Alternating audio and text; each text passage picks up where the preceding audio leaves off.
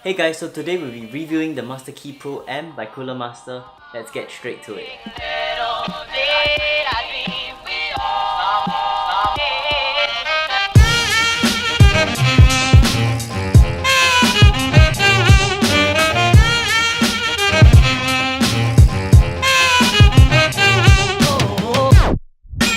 So the Masterkeys Pro M is a 90% layout keyboard, and the variant we got was a Cherry MX Reds with white backlit LEDs.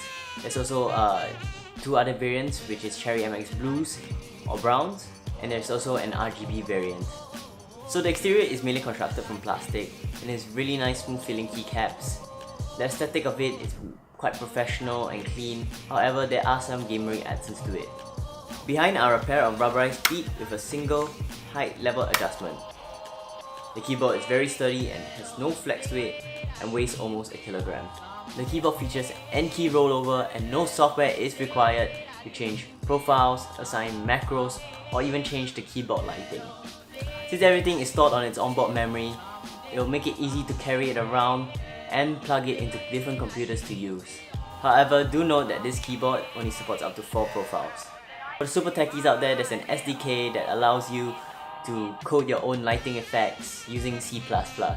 It uses a detachable 1.5 meter braided micro USB cable which prevents the wire from fraying too easily, or when it does fray, it will just require a change of wire. It took me a few minutes to get used to this new keyboard coming from my old mechanical keyboard, and the typing experience was pretty good.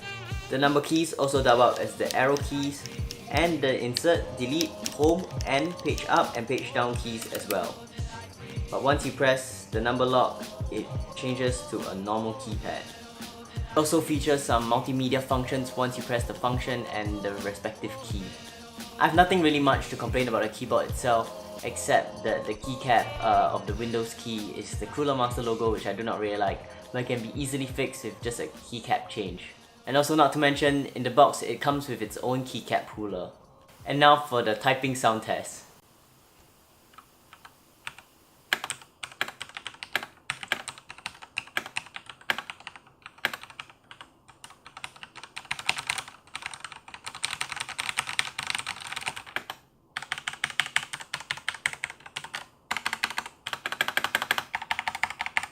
Overall, I really like that the keyboard is compact in size and doesn't take up too much space on your desk while still having the same functionality as a full-size keyboard.